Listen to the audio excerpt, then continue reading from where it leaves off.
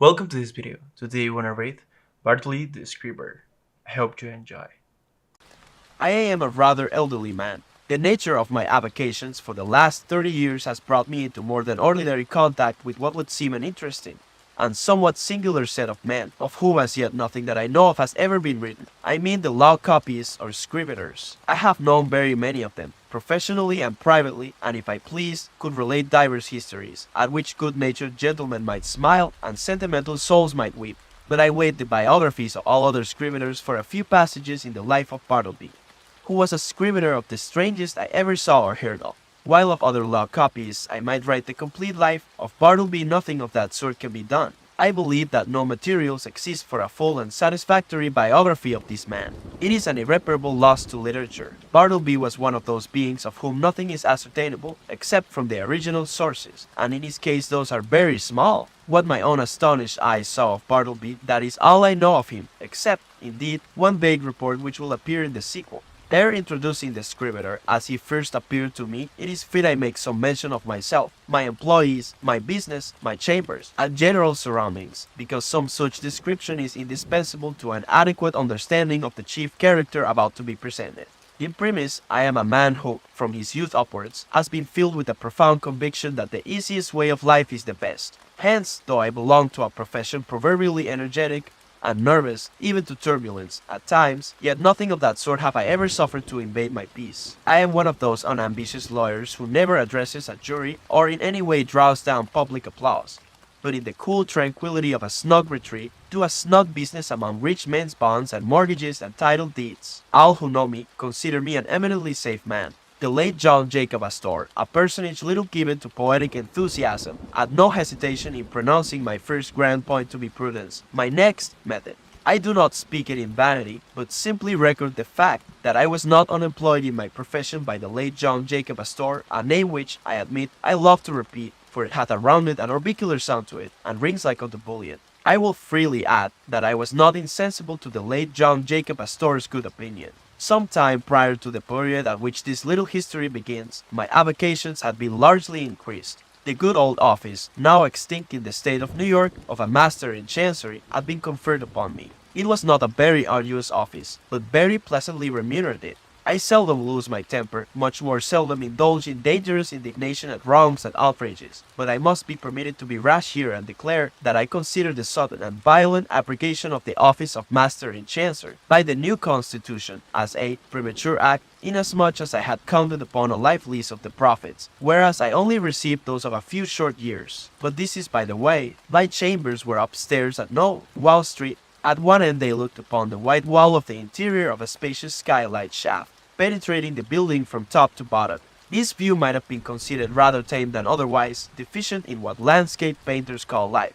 But if so, the view from the other end of my chambers offered, at least, a contrast, if nothing more. In that direction my windows commanded an unobstructed view of a lofty brick wall, black by age and everlasting shade, which wall required no spyglass to bring out its lurking beauties, but for the benefit of all near-sighted spectators, was pushed up to within 10 feet of my window panes, owing to the great height of the surrounding buildings, and my chambers being on the second floor, the interval between this wall and mine not a little resembled a huge square sister.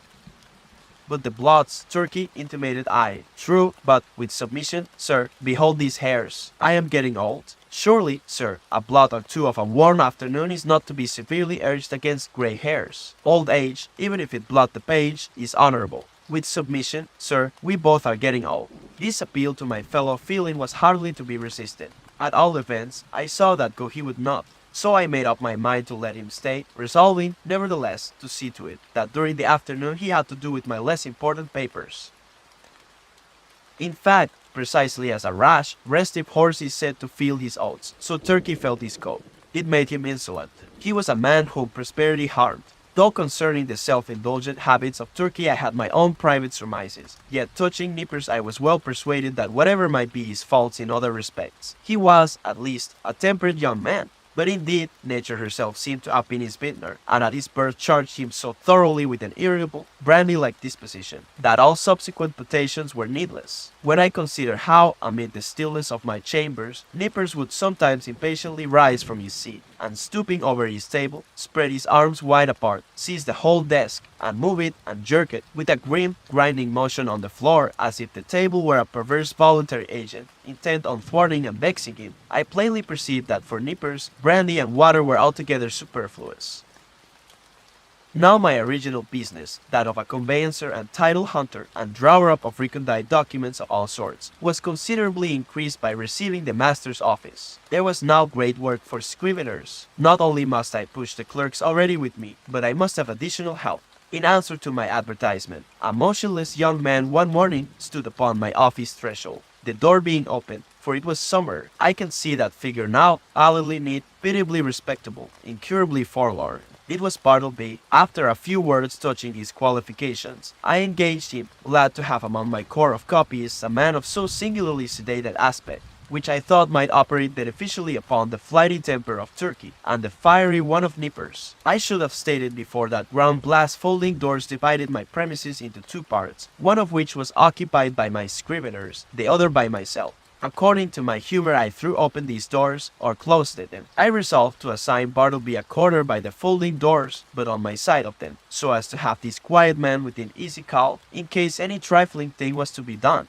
I placed his desk close up to a small side window in that part of the room, a window which originally had afforded a lateral view of certain grimy backyards and bricks, but which, owing to subsequent erections, commanded at present no view at all, though it gave some light. Within 3 feet of the panes was a wall, and the light came down from far above, between two lofty buildings, as from a very small opening in a dome. Still further to a satisfactory arrangement, I procured a high green folding screen, which might entirely isolate Bartleby from my sight, though not remove him from my voice, and thus, in a manner, privacy and society were conjoined. At first Bartleby did an extraordinary quantity of writing, as if long famishing for something to copy. He seemed to gorge himself on my documents. There was no pause for digestion. He ran a day and night line, copying by sunlight and by candlelight. I should have been quite delighted with his application had he been cheerfully industrious, but he wrote on silently, palely, mechanically. It is, of course, an indispensable part of a scrivener's business to verify the accuracy of his copy word by word.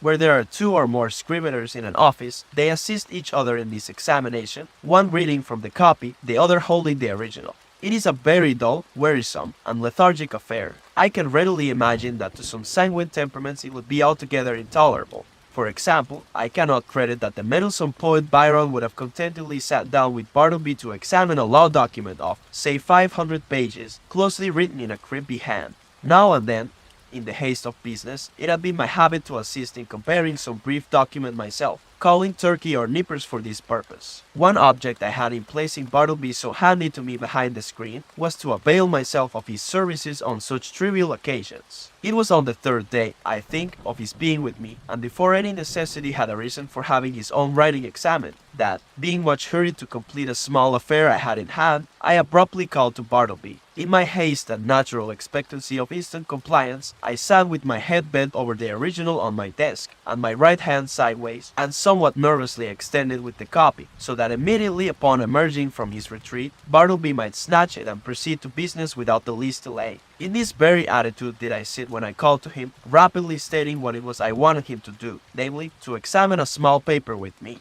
Imagine my surprise, nay, my consternation, when without moving from his privacy, Bartleby in a singularly mild, firm voice, replied, I would prefer not to. I sat a while in perfect silence, rallying my stunned faculties. Immediately it occurred to me that my ears had deceived me, or Bartleby had entirely misunderstood my meaning. I repeated my request in the clearest tone I could assume, but in quite as clear a one came the previous reply, I would prefer not to. Prefer not to, echoed I, rising in high excitement, and crossing the room with a stride. What do you mean? Are you moonstruck? I want you to help me compare this sheet here, take it, and I thrust it towards him. I would prefer not to, said he. I looked at him steadfastly. His face was leanly composed, his grey eye dimly calm. Not a wrinkle of agitation rippled it. Had there been the least uneasiness, anger, impatience, or impertinence in his manner, in other words, had there been anything ordinarily human about him, doubtless I should have violently dismissed him from the premises. But as it was, I should have as soon thought of turning my pale plaster of Paris bust of Cicero out of doors. I stood gazing at him a while as he went on with his own writing, and then reseated myself at my desk. This is very strange, thought I what had one best do. but my business hurried me. I concluded to forget the matter for the present, reserving it for my future leisure. So calling Nippers from the other room, the paper was speedily examined. A few days after this, Bartleby concluded 4 lengthy documents, being quadruplicates of a week's testimony taken before me in my High Court of Chancery. It became necessary to examine them. It was an important suit, and great accuracy was imperative. Having all things arranged, I called Turkey, Nippers, and Ginger Nut from the next room, meaning to place the 4 copies in the hands of my 4 clerks, while I should read from the original. Accordingly, Turkey, Nippers, and Ginger Nut had taken their seats in a row, each with his document in hand, when I called to Bartleby to join this interesting group. Bartleby, quick, I am waiting. I heard a slow scrape of his chair legs on the uncarpeted floor, and soon he appeared standing at the entrance of his hermitage. What is wanted? Said he mildly. The copies, said I hurriedly. We are going to examine them. There, and I held towards him the 4th quadruplicate. I would prefer not to, he said, and gently disappeared behind the screen. For a few moments I was turned into a pillar of salt, standing at the head of my seated column of clerks. Recovering myself, I advanced towards the screen and demanded the reason for such extraordinary conduct. Why do you refuse? I would prefer not to. With any other man I should have flown outright into a dreadful passion, scorned all further words, and thrust him ignominiously from my presence. But there was something about Bartleby that not only strangely disarmed me, but a wonderful matter touched and disconcerted me. I began to reason with him. These are your own copies we are about to examine. It is labor-saving too. You, because one examination will answer for your 4 papers. It is common usage. Every copyist is bound to help examine his copy. Is it not so? Will you not speak? Answer, I prefer not to. He replied in a flute-like tone. It seemed to me that while I had been addressing him, he carefully revolved every statement that I made, fully comprehended the meaning, could not gainsay the irresistible conclusions, but at the same time, some paramount consideration prevailed with him to reply as he did. You are decided, then, not to comply with my request, a request made according to common usage and common sense. He briefly gave me to understand that on that point my judgment was sound. Yes, his decision was irreversible. It is not seldom the case that when a man is browbeaten in some unprecedented and violently unreasonable way, he begins to stagger in his own plainest faith. He begins, as it were, vaguely to surmise that, wonderful as it may be, all the justice and all the reason is on the other side. Accordingly, if any disinterested persons are present, he turns to them for some reinforcement for his own faltering mind. Turkey, said I, what do you think of this? Am I not right? With submission, sir, said Turkey with his blandest tone, I think that you are. Nippers, said I, what do you think of it?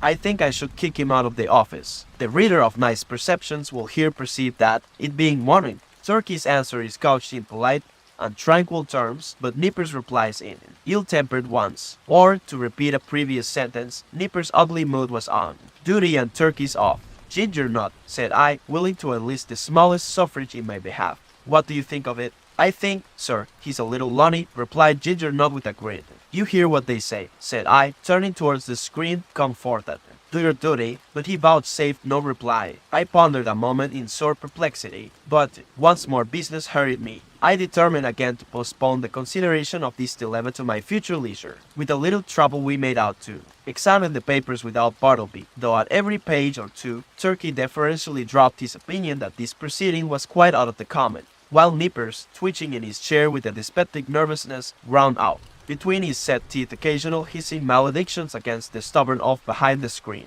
And for his part, this was the first and the last time he would do another man's business without pay. Meanwhile, Bartleby sat in his hermitage, oblivious to everything but his own peculiar business there. Some days passed, the Scrivener being employed upon another lengthy work. His late remarkable conduct led me to regard his ways narrowly. I observed that he never went to dinner, indeed that he never went anywhere. As yet I had never of my personal knowledge known him to be outside of my office. He was a perpetual sentry in the corner. At about 11 o'clock though, in the morning, I noticed that Ginger Nut would advance toward the opening in Bartleby's screen, as if silently beckoned thither by a gesture invisible to me where I sat. The boy would then leave the office jingling a few pence, and reappear with a handful of ginger nuts which he delivered in the hermitage, receiving 2 of the cakes for his trouble. He lives, then, on ginger nuts, thought I, never eats at dinner. Properly speaking, he must be a vegetarian then.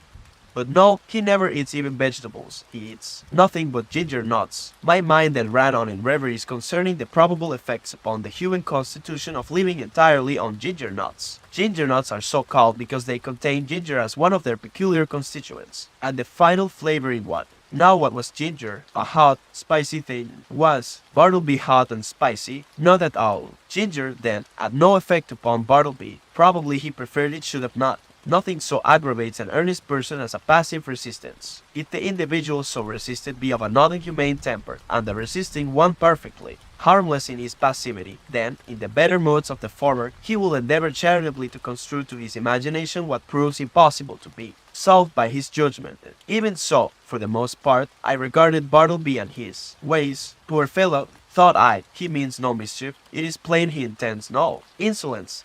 His aspect sufficiently evinces that his eccentricities are involuntary. He is useful to me. I can get along with him. If I turn him away, the chances are he will fall in with some less indulgent employer, and then he will be rudely treated, and perhaps driven forth miserably to starve. Yes, here I can cheaply purchase a delicious self-approval. To befriend Bartleby, to humor him in his strange willfulness, will cost me little or nothing, while I lay up in my soul what will eventually prove a sweet morsel for my conscience. But this mood was not invariable with me. The passiveness of Bartleby sometimes irritated me. I felt strangely goaded on to encounter him in new opposition, to elicit some angry spark from him answerable to my own. But indeed I might as well have essayed to strike fire with my knuckles against a bit of Windsor soap.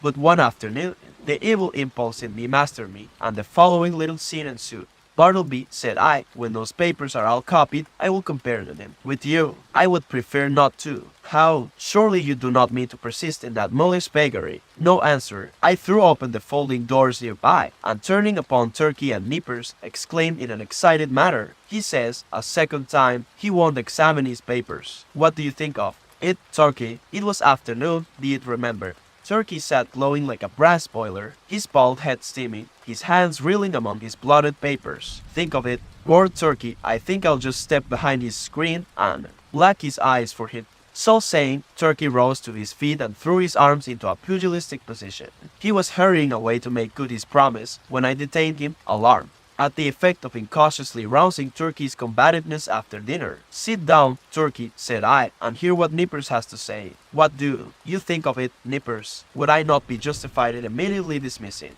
Bartleby? Excuse me, that is for you to decide, sir. I think his conduct quite unusual, and indeed unjust as regards Turkey and myself. But it may only be a passing. Wait then, exclaimed I, you have strangely changed your mind then, you speak very gently of him now. I'll beer, cried Turkey.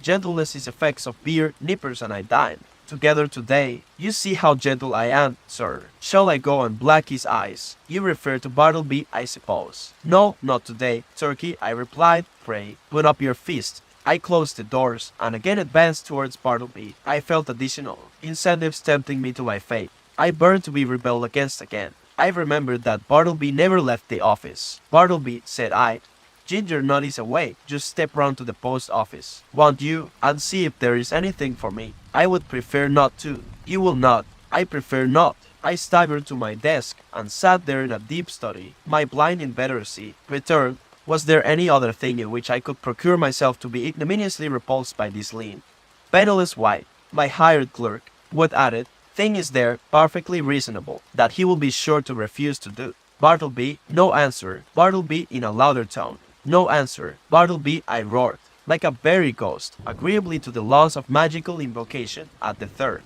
summons, he appeared at the entrance of his hermitage. Go to the next room, and tell Nippers to come to me. I prefer not to, he respectfully and slowly said, and mildly disappeared. Very good, Bartleby, said I, in a quiet sort of serenely severe self-possessed tone, intimating the unalterable purpose of some terrible retribution very close at hand. At the moment I half intended something of the kind, but upon the whole, as it was drawing towards my dinner hour, I thought it best to put on my hat and walk home for the day, suffering much from perplexity and distress of mind. Shall I acknowledge it? The conclusion of this whole business was that it soon became a fixed fact of my chambers that a pale young scrivener by the name of Bartleby had a desk there that he copied for me at the usual rate of 4 cents a folio.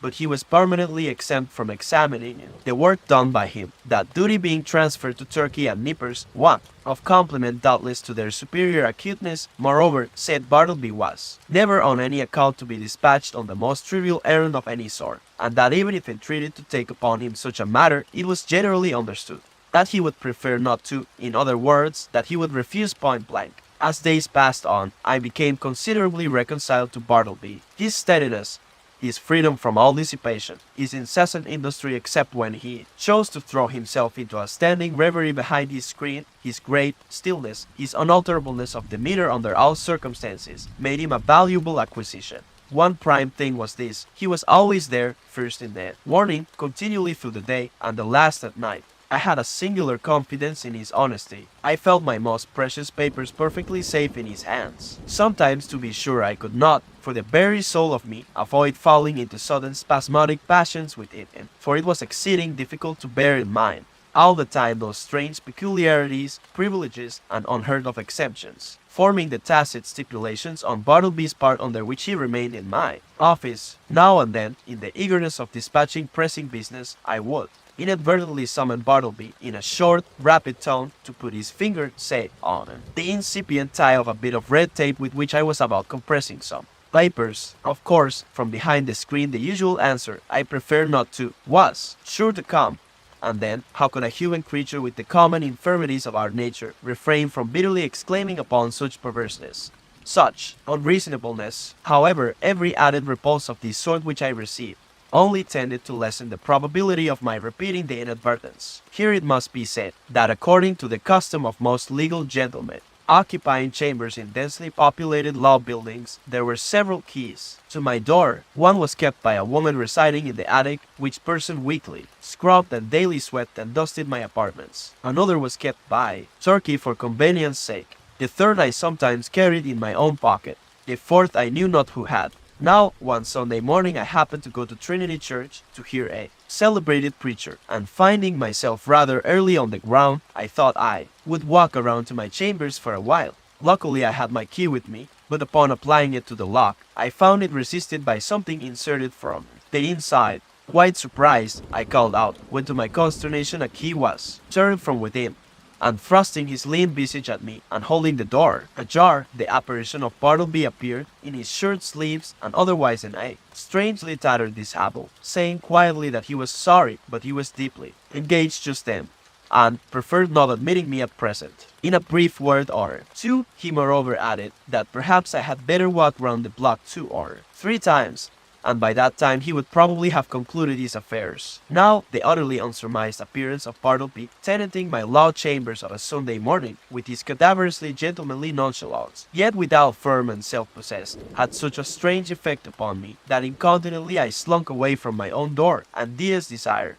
but not without sundry twinges of impotent rebellion against the mild effrontery of this unaccountable Scrivener. Indeed, it was his wonderful mildness chiefly, which not only disarmed me, but unmanned me, as it were. For I consider that one, for the time, is a sort of unmanned when he tranquilly permits his hired clerk to dictate to him and order him away from his own premises. Furthermore, I was full of uneasiness as to what Bartleby could possibly be doing in my office in his shirt sleeves, and in an otherwise dismantled condition of a Sunday morning. Was anything amiss going on? Nay, that was out of the question. It was not to be thought of for a moment that Bartleby was an immoral person. But what could he be doing there? Copying? Nay, again, whatever might be his eccentricities, Bartleby was an eminently decorous person. He would be the last man to sit down to his desk in any state approaching to nudity. Besides, it was Sunday, and there was something about Bartleby that forbade the supposition that he would by any secular occupation violate the proprieties of the day. Nevertheless, my mind was not pacified, and full of a restless curiosity at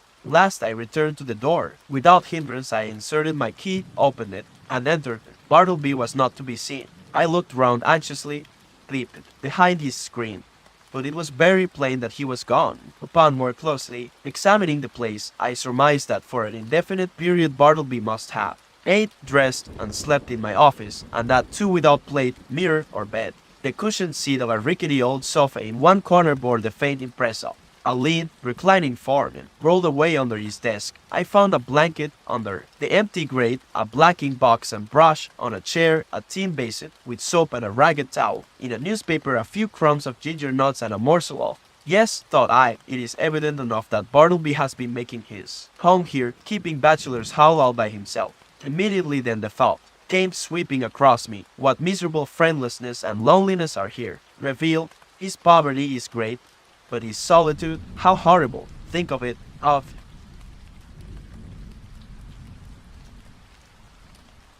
a Sunday, Wall Street is deserted as Petra, and every night of every day it is emptiness. This building too, which of weekdays hums with industry and life, at nightfall echoes with sheer vacancy, and all through Sunday is forlorn. And here Bartleby makes his home, sole spectator of a solitude which he has seen all. Populous, a sort of innocent and transformed Marius brooding among the ruins of Carthage. For the first time in my life a feeling of overpowering stinging melancholy seized me. Before, I had never experienced aught but a not unpleasing sadness. A bond of a common humanity now drew me irresistibly to gloat. A fraternal melancholy, for both I and Bartleby were sons of Adam. I remembered the bright silks and sparkling faces I had seen that day in gala trim, swan-like sailing down the Mississippi of Broadway, and I contrasted them with the pallid copyist, and thought to myself, ah, happiness courts delight, so we deem the world is gay, but misery hides aloof, so we deem that misery there is none. These sad fancyings, chimeras, doubtless, of a sick and silly brain led on to other and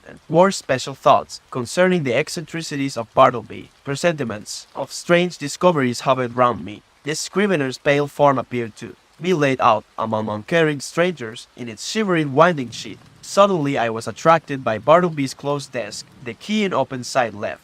In the lock, I mean no mischief, seek the gratification of no heartless curiosity, thought I. Besides, the desk is mine, and its contents too, so I will make bold to look. Within, everything was methodically arranged, the papers smoothly placed. The pigeonholes were deep, and removing the files of documents, I groped into their recesses. Presently I felt something there, and dragged it up.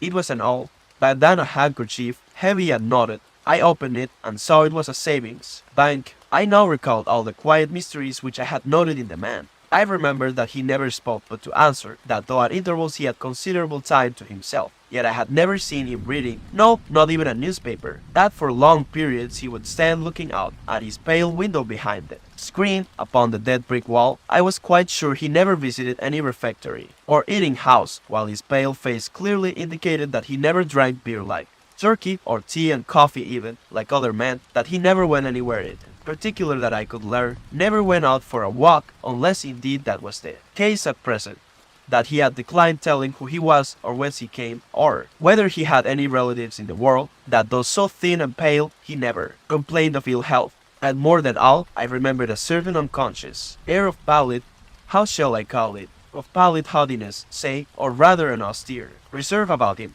which had positively awed me into my tame compliance with his eccentricities, when I had feared to ask him to do the slightest incidental thing for me, even though I might know from his long continued motionlessness that behind his screen he must be standing in one of those dead wall reveries of his, revolving all these things and coupling them with the recently discovered fact that he made my office his constant abiding place and home, and not forgetful of his morbid moodiness. Revolving all these things, a prudential feeling began to steal over me. My first emotions had been those of pure melancholy and sincerest pity, but just in proportion as the forlornness of Bartleby grew and grew to my imagination, did that same melancholy merge into fear, that pity into repulsion. So true it is, and so terrible too, that up to a certain point the thought or sight of misery enlists our best affections.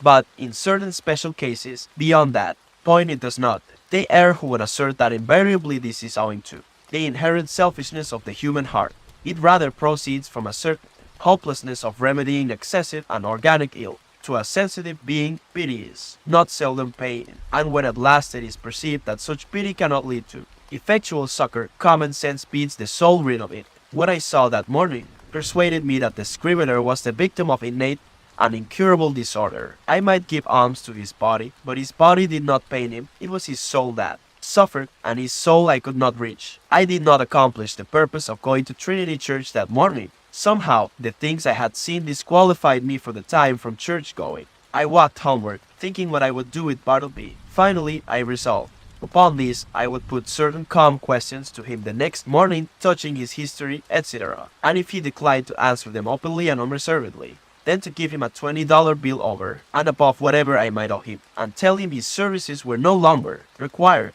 but that if in any other way I could assist him, I would be happy to do. So, especially if he desired to return to his native place, wherever that might be, I would willingly help to defray the expenses. Moreover, if, after reaching home, he found himself at any time in one of 8, a letter from him would be sure of a reply. The next morning came. "Bartleby," said I, gently calling to him behind his screen. No reply. "Bartleby," said I, in a still gentler tone, "come here, I am not going to ask you to do anything you would prefer not to do. I simply wish to speak to you." Upon this he noiselessly slid into view. "Will you tell me, Bartleby, where you were born?" "I would prefer not to." "Will you tell me anything about yourself?" "I would prefer not to." "But what reasonable objection can you have to speak to me? I feel friendly towards you." He did not look at me while I spoke, but kept his glance fixed upon my bust of Cicero, which as I then sat, was directly behind me, some 6 inches above my head. "What is your answer, Bartleby?" said I, after waiting a considerable time for a reply, during which his countenance remained immovable. Only there was the faintest conceivable tremor of the white attenuated mouth. "At present I prefer to give no answer," he said, and retired into his hermitage. It was rather weak in me, I confess, but his manner on this occasion nettled me. Not only did there seem to lurk in it a certain calm disdain, but his perverseness seemed ungrateful, considering the undeniable good usage and indulgence he had received from me. Again I sat ruminating what I should do, mortified as I was at his behaviour, and resolved as I had been to dismiss him when I entered my offices. Nevertheless, I strangely felt something superstitious knocking at my heart and forbidding me to carry out my purpose, and denouncing me for a villain if I dared to breathe one bitter word against this forlornest of mankind. At last, familiarly drawing my chair behind his screen, I sat down and said, "Bartleby, never mind that about revealing your history, but let me entreat you as a friend to comply as far as may be with the usages of this office. Say now you will help to examine papers tomorrow or next day. In short, say now that in a day or 2 you will begin to be a little reasonable. Say so, Bartleby." "At present I would prefer not to be a little reasonable," was his mildly cadaverous reply. Just then the folding doors opened, and Nippers approached. He seemed suffering from an unusually bad night's rest, induced by severe indigestion and common. He overheard those final words of Bartleby. "Prefer not, eh?" Greeted Nippers. "I'd prefer him. If I were you, sir, addressing me, I'd prefer him. I'd give him preferences. The stubborn mule." "What is it, sir, pray, that he prefers not to do now?" Bartleby moved not a lip.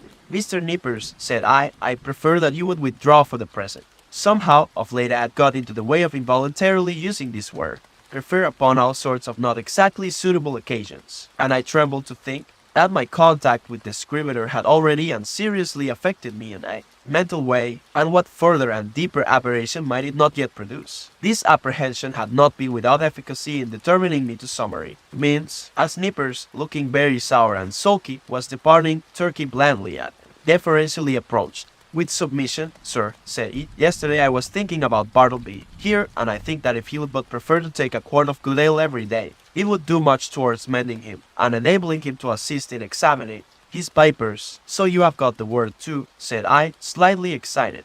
"With submission." "What word, sir?" asked Turkey, respectfully crowding himself into the contracted space behind the screen, and by so doing making me jostle the Scrivener. "What word, sir?" "I would prefer to be left alone here," said Bartleby, as if offended at being mobbed in his privacy. "That's the word, Turkey," said I, "that's it." "Oh, prefer. Oh yes, queer word. I never use it myself. But, sir, as I was saying, if he would but prefer—" "Turkey," interrupted I, "you will please withdraw." "Oh, certainly, sir, if you prefer that I should." As he opened the folding door to retire, Nippers at his desk caught a glimpse of me and asked whether I would prefer to have a certain paper copied on blue paper or white. He did not in the least roguishly accent the word prefer. It was plain that it involuntarily rolled from his tongue. I thought to myself, surely I must get rid of a demented man, who already has in some degree turned the tongues, if not the heads of myself and clerks. But I thought it prudent not to break the dismission at once. The next day I noticed that Bartleby did nothing but stand at his window in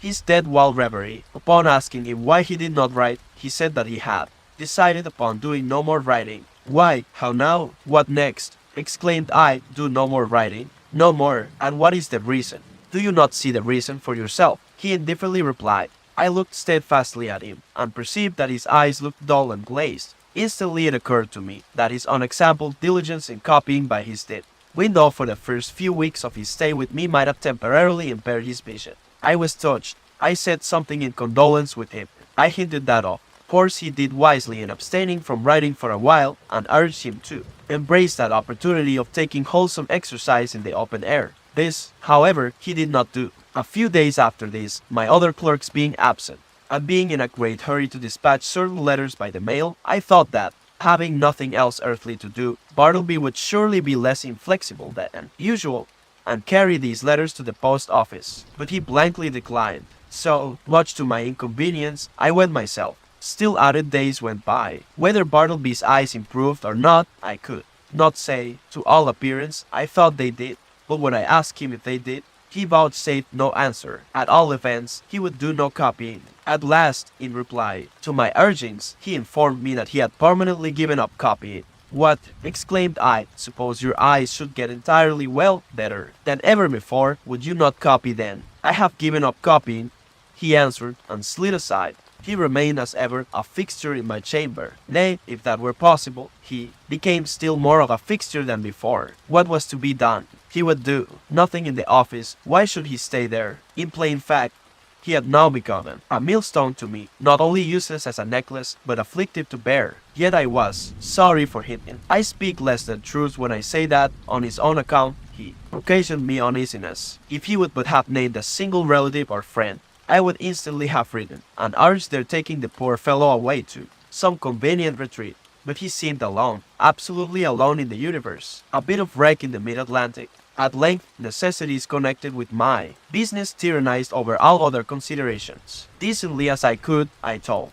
Bartleby that in 6 days' time he must unconditionally leave the office. I warned him to take measures in the interval for procuring some other abode. I offered to assist him in this endeavor if he himself would but take the first step towards a removal, and when you finally quit me, Bartleby, added I shall see that you go not away entirely unprovided. 6 days from this hour, remember. At the expiration of that period, I peeped behind the screen, and lo! Bartleby was there. I buttoned up my coat, balanced myself, advanced slowly towards him, touched his shoulder, and said, The time has come, you must quit this place, I am sorry. For you, here is money, but you must go. I would prefer not, he replied, with his back still towards me. You must. He remained silent. Now I had an unbounded confidence in this man's common honesty. He had frequently restored to me sixpences and shillings carelessly dropped upon the floor, for I am apt to be very reckless in such shirt-button affairs. The proceeding then which followed will not be deemed extraordinary. Bartleby, said I owe you $12 on account. Here are 32.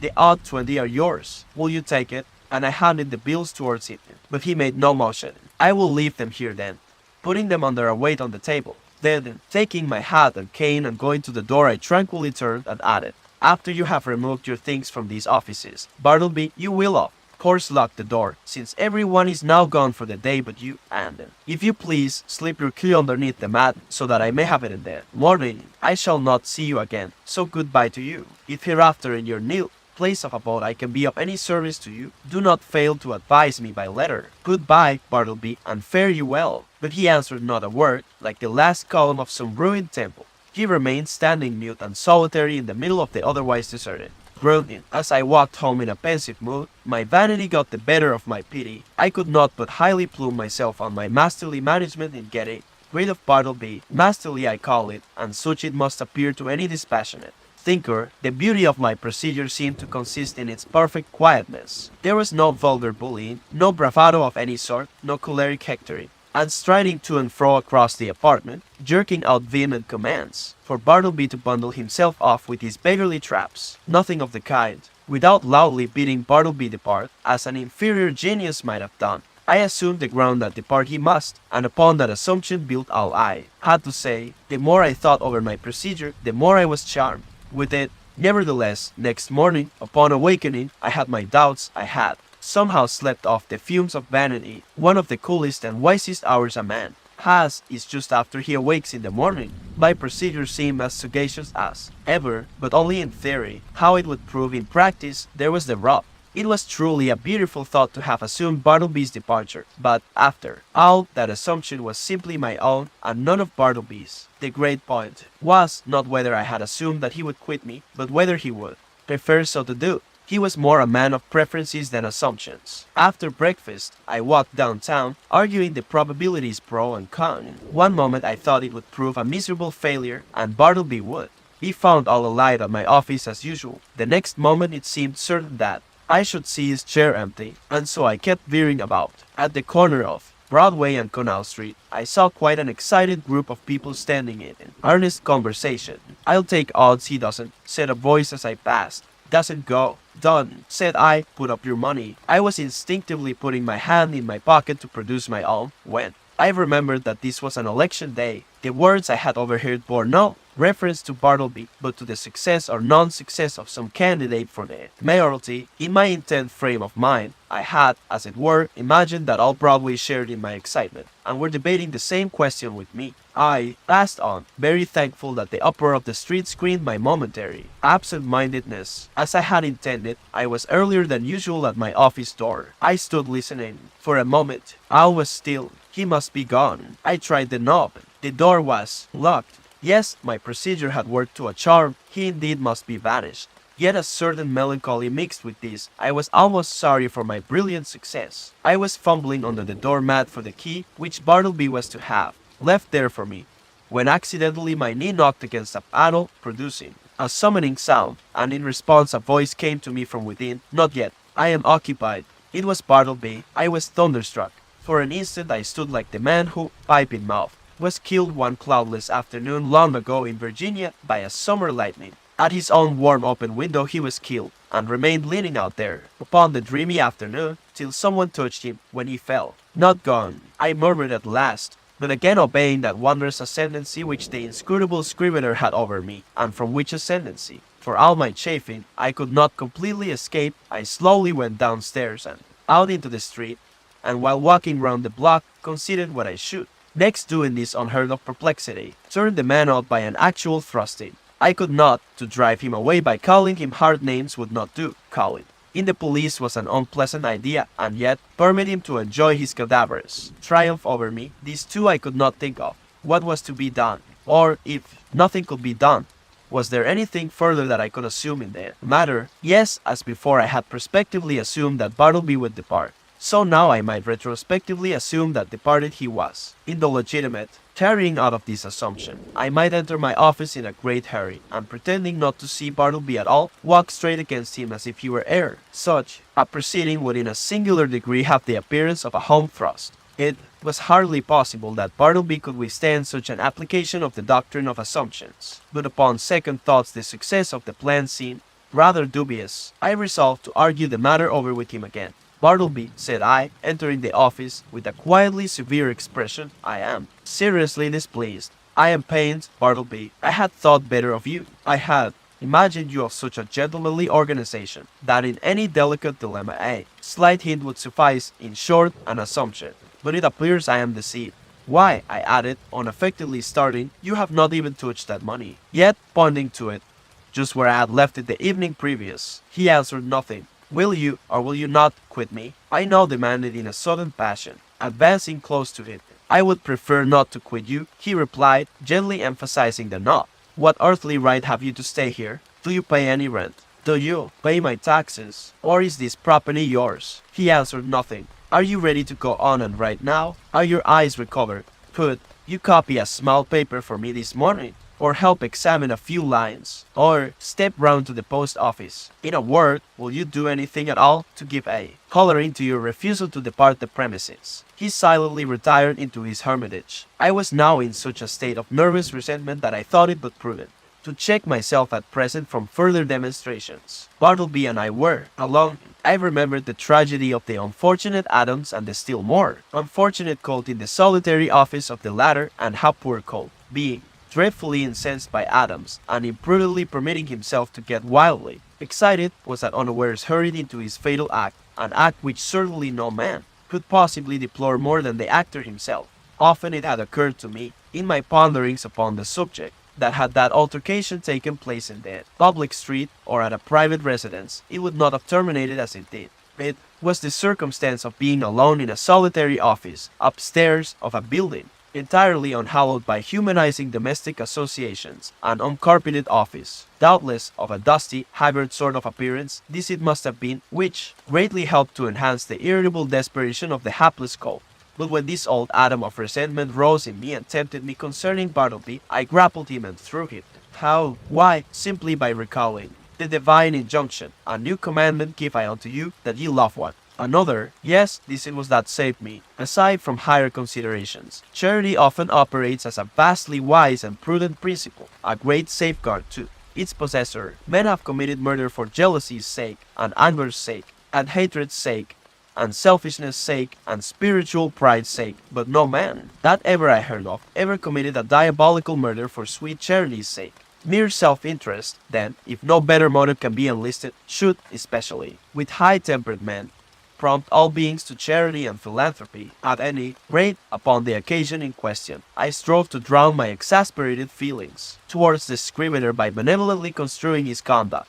Poor fellow, thought I, he don't mean anything, and besides, he has seen hard times, and ought to be indulged. I endeavored also immediately to occupy myself, and at the same time to comfort my despondency. I tried to fancy that in the course of the morning, at such time as might prove agreeable to him, Bartleby, of his own free accord, would emerge from his hermitage, and take up some decided line of march in the direction of the door. That now 12:30 o'clock came, Turkey began to glow in the face, overturn his inkstand, and become generally obstreperous, nippers, abated down into quietude and courtesy, Ginger not much his noon apple, and Bartleby remained standing at his window in one of his profoundest deadwall reveries. Will it be credited? Ought I to acknowledge it? That afternoon I left the office without saying one further word to it. Some days now passed, during which at leisure intervals I looked a little into Edwards on the Will and Priestley on Necessity. Under the circumstances, those books induced a salutary feeling.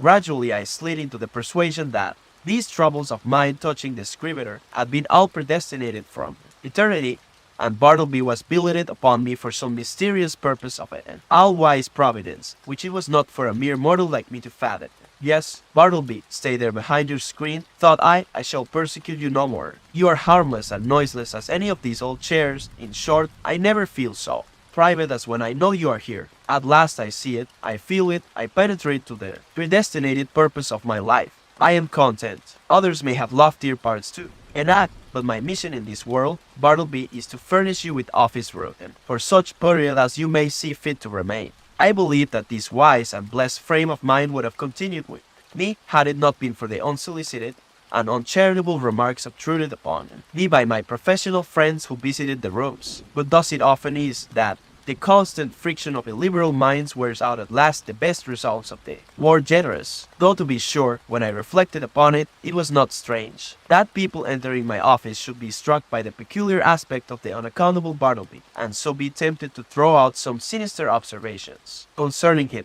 Sometimes an attorney having business with me and calling at my office and finding no one but the Scrivener there, would undertake to obtain some sort of precise information from him touching my whereabouts, but without heeding his idle talk, Bartleby would remain standing immovable in the middle of the road, and so after contemplating him in that position for a time, the attorney would depart no wiser than he came. Also, when a reference was going on, and the room full of lawyers and witnesses and business was driving fast, some deeply occupied legal gentleman present, seeing Bartleby wholly unemployed, would request him to run round to his office and fetch some papers for him. Thereupon, Bartleby would tranquilly decline, and yet remain idle as before. Then the lawyer would give a great stare and turn to me, and what could I say? At last I was made aware that all through the circle of my professional acquaintance, a whisper of wonder was running round, having reference to the strange creature I kept at my office. This worried me very much, and as the idea came upon me of his possibly turning out a long-lived man, and keep occupying my chambers, and denying my authority, and perplexing my visitors, and scandalizing my professional reputation, and casting a general gloom over the premises, keeping soul and body together to the last upon his savings, and in the end perhaps outlive me, and claim possession of my office, by right of his perpetual occupancy, as all these dark anticipations crowded upon me more and more, and my friends continually intruded their relentless remarks. Upon the apparition in my room, a great change was wrought in me. I resolved to gather all my faculties together and forever rid me of this intolerable incubus. Ere revolving any complicated project, however adapted to this end, I first simply suggested to Bartleby the propriety of his permanent departure. In a calm and serious tone, I commended the idea to his careful and mature consideration. But having taken 3 days to meditate upon it, he apprised me that his original determination remained the same, in short, that he still preferred to abide with. "But what shall I do?" I now said to myself, buttoning up my coat to the last button. "What shall I do? What ought I to do? What does conscience say I should do with this man, or rather ghost? Rid myself of him. I must go, he shall. But how? You will not thrust him, the poor, pale, passive mortal. You will not thrust such a helpless creature out of your door. You will not dishonor yourself by such cruelty. No, I will not. I cannot do that. Rather would I let him live and die here, and then mason up his remains in the wall. What then will you do? For all your coaxing, he will not budge. Bribes he leaves under your own paperweight, on your table. In short, it is quite plain that he prefers to cling to you. Then something severe, something unusual must be done. What? Surely you will not have him collared by a constable, and commit his innocent valor to the common jail? And upon what ground could you procure such a thing to be done? A vagrant is he? What? He a vagrant, a wanderer, who refuses to budge? It is because he will not be a vagrant, then, that you seek to count him as a vagrant. That is too absurd. No visible means of support, there I have it. Wrong again, for indubitably he does support himself, and that is the only unanswerable proof that any man can show of his possessing the means so to do. No more then, since he will not quit me, I must quit it. I will change my offices, I will move elsewhere, and give him fair notice that if I find him on my new premises I will then proceed against him as a common trespasser. Acting accordingly, next day I thus addressed him. I find these chambers too far from the city hall, the air is unwholesome. In a word, I propose to remove my offices next week, and shall no longer require your services. I tell you this now in order that you may seek another place. He made no reply, and nothing more was said. On the appointed day I engaged carts and men, proceeded to my chambers, and having but little furniture, everything was removed in a few hours. Throughout, the Scrivener remained standing behind the screen, which I directed to be removed the last day.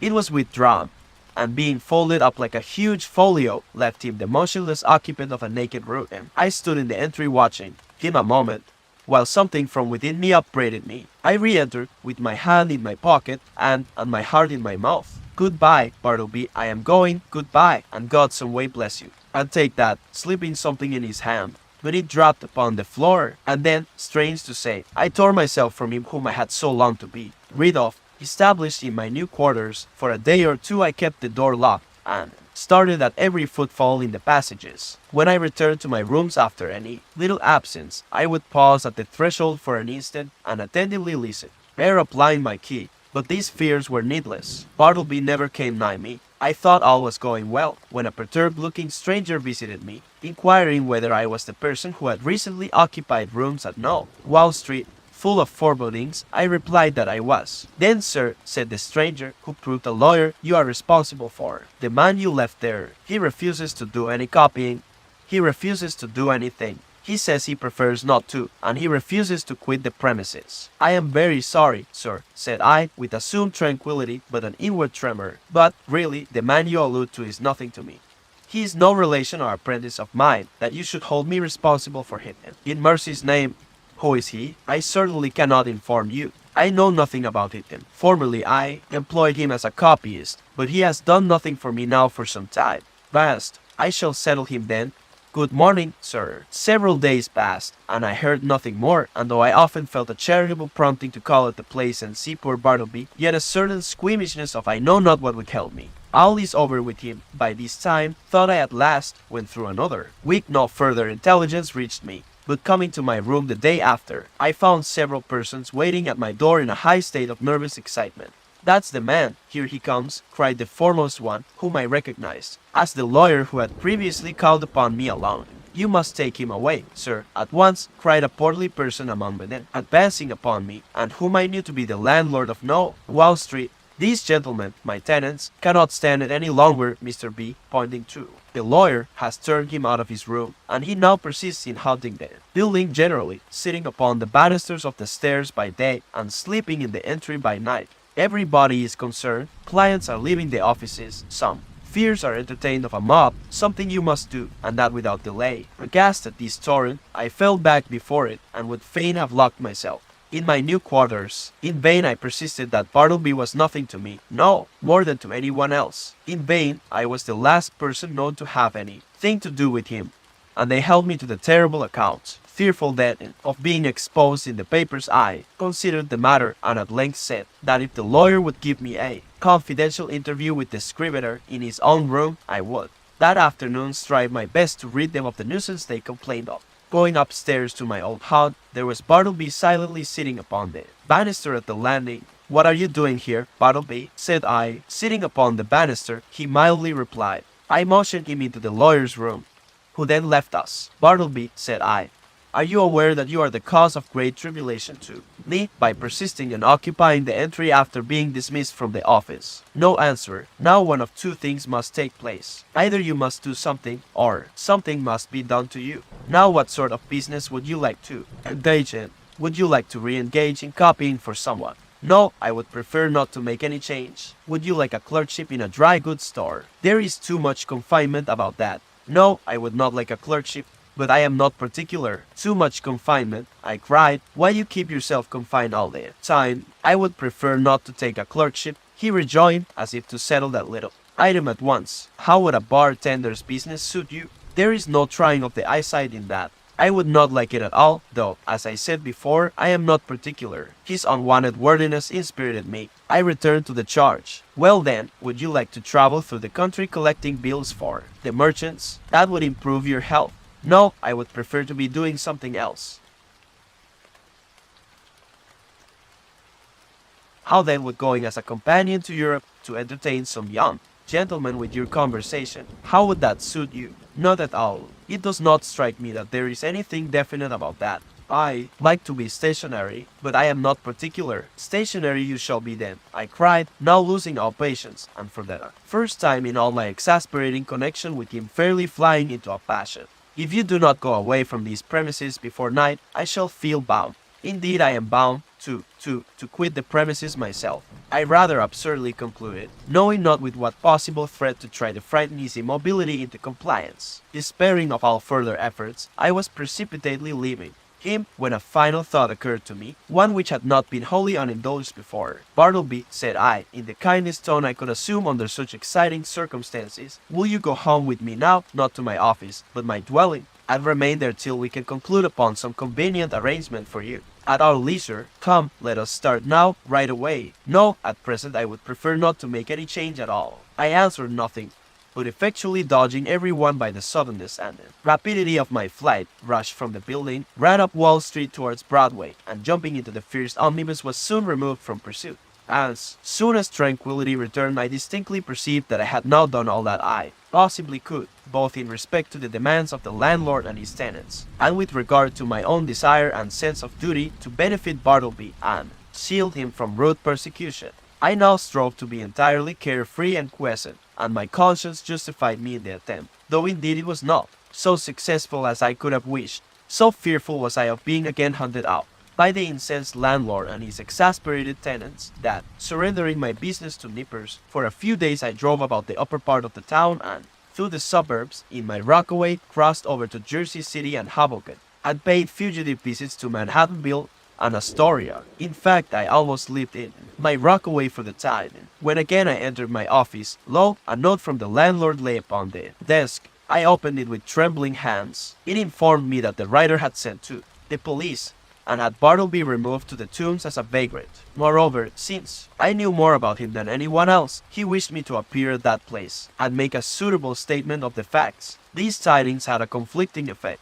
upon me. At first I was indignant, but at last almost approved. The landlord's energetic, summary disposition had led him to adopt a procedure which I do not think I would have decided upon myself. and yet as a last resort, under such peculiar circumstances, it seemed the only plan. As I afterwards learned, the poor Scrivener, when told that he must be conducted to the tombs, offered not the slightest obstacle, but in his pale, unmoving way silently acquiesced. Some of the compassionate and curious bystanders joined the party, and, headed by one of the constables arm in arm with Bartleby, the silent procession filed its way through all the noise and heat and joy of the roaring thoroughfares. At noon, the same day I received the note I went to the tombs, or to speak more properly, the house of justice. Seeking the right officer, I stated the purpose of my call, and was informed that the individual I described was indeed within. I then assured the functionary that Bartleby was a perfectly honest man, and greatly too. He compassionated, however unaccountably eccentric.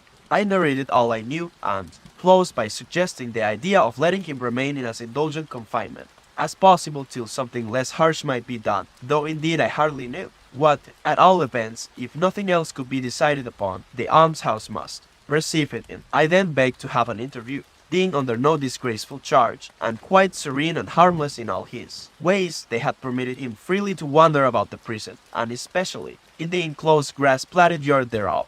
And so I found him there, standing all alone in the quietest of the yards, his face towards a high wall, while all around, from the narrow slits of the jail windows, I thought I saw peering out upon him the eyes of murderers and thieves. "Bartleby, I know you," he said, without looking round, "and I want nothing to say to you. It was not I that brought you here, Bartleby," said I, keenly pained at his implied suspicion, "and to you this should not be so vile a place. Nothing reproachful attaches to you by being here. And see, it is not so sad a place as one might think. Look, there is the sky, and here is the grass." "I know where I am," he replied, but would say nothing more, and so I left him. As I entered the corridor again, a broad meat-like man in an apron accosted me, and jerking his thumb over his shoulder said, "Is that your friend?" "Yes." "Does he want to starve?" "If he does, let him live on the prison fare, that's all." "Who are you?" asked I, not knowing what to make of such an unofficially speaking person in such a place. "I am the grub man. Such gentlemen as have friends here hire me to provide them with something good to eat." "Is this so?" said I, turning to the turnkey. He said it was. "Well then," said I, slipping some silver into the grub man's hands, for so they called it in, "I want you to give particular attention to my friend there. Let it have the best dinner you can get, and you must be as polite to him as possible. Introduce me, will you?" said the grub man, looking at me with an expression which seemed to say he was all impatience for an opportunity to give a specimen of his breeding. Thinking it would prove of benefit to the Scrivener, I acquiesced, and asking the grub man his name, went up with him to Bartleby. "Bartleby, this is Mr. Cutlets. You will find him very useful to you." "Your servant, sir, your servant," said the grub man, making a low salutation behind his apron. "Hope you find it pleasant here, sir. Spacious grounds, cool apartments, sir. Hope you'll stay with us some time. Try to make it agreeable. May Mrs. Cutlets and I have the pleasure of your company to dinner, sir, in Mrs. Cutlets' private room." "I prefer not to dine today," said Bartleby, turning away. "It would disagree with me. I am unused to dinners." So saying, he slowly moved to the other side of the enclosure and took up a position fronting the dead wall. "How's this?" said the grub man, addressing me with a stare of astonishment. "He's odd, ain't he?" "I think he is a little deranged," said I, sadly. "Deranged? Deranged is it? Well now, upon my word, I thought that friend of yours was a gentleman forger. They are always pale and genteel like them forgers. I can't pity 'em, can't help it, sir. Did you know Monroe Edwards?" he added, touchingly, and paused. Then, laying his hand pityingly on my shoulder, sighed. "He died of consumption at Sing Sing." "So you were acquainted with Monroe?" "No, I was never socially acquainted with any forgers. But I cannot stop longer. Look to my friend yonder. You will not lose by it. I will see you again." Some few days after this, I again obtained admission to the tombs and went through the corridors in quest of Bartleby, but without finding it. "I saw him coming from his cell not long ago," said a turnkey. "Maybe he's gone to loiter in the yards." So I went in that direction. "Are you looking for the silent man?" said another turnkey, passing me. "Yonder he lies, sleeping in the yard there. 'Tis not 20 minutes since I saw him lie down." The yard was entirely quiet. It was not accessible to the common prisoners. The surrounding walls, of amazing thickness, kept off all sounds behind them. The Egyptian character of the masonry weighed upon me with its clothing, but a soft imprisoned turf grew underfoot. The heart of the eternal pyramids, it seemed, wherein, by some strange magic, through the clefts, grass seed dropped Thy birds had sprung, strangely huddled at the base of the wall, his knees drawn up and lying on his side, his head touching the cold stones. I saw the wasted Bartleby, but nothing stirred. I paused, then went close up to him, stooped over, and saw that his dim eyes were open. Otherwise, he seemed profoundly sleeping. Something prompted me to touch him. I felt his hand when a tingling shiver ran up my arm and down my spine to my feet. The round face of the grub man peered upon me now. His dinner is ready. Won't he dine today either? Or does he live without dining? Lives without dining, said I, and closed his eyes. Aye, he's asleep, and he, with kings and counselors, murmured I. There would seem little need for proceeding further in this history. Imagination will readily supply the meager recital of poor Bartleby's interment. But, ere parting with the reader, let me say that if this little narrative has sufficiently interested him to awaken curiosity as to who Bartleby was and what manner of life he led prior to the present narrator's making his acquaintance, I can only reply that in such curiosity I fully share, but am wholly unable to gratify it. Yet, here I hardly know whether I should divulge one little item of rumor, which came to my ear a few months after the Scrivener's decease. Upon what basis it rested, I could never ascertain, and hence, how true it is I cannot now tell. But, inasmuch as this vague report has not been without certain strange suggestive interest to me, however sad, it may prove the same with some others, and so I will briefly mention it. The report was this, that Bartleby had been a subordinate clerk in the dead letter office at Washington, from which he had been suddenly removed by a change in the administration. When I think over this rumor, I cannot adequately express the emotions which seize me. Dead letters, does it not sound like dead men? Conceive a man by nature and misfortune prone to a valid hopelessness. Can any business seem more fitted to hide it than that of continually handling these dead letters and assorting them for the flames? For by the cartload they are annually burned, sometimes from out the folded paper. The pale clerk takes a ring, the finger it was meant for, perhaps moulders in the grave, a banknote sent in swiftest charity, he whom it would relieve, nor eats, nor hungers any more, pardon for those who died despairing, hope for those who died unhoping, good tidings for those who died stifled by unrelieved calamities. On errands of life, these letters speed to death. A Bartleby of humanity.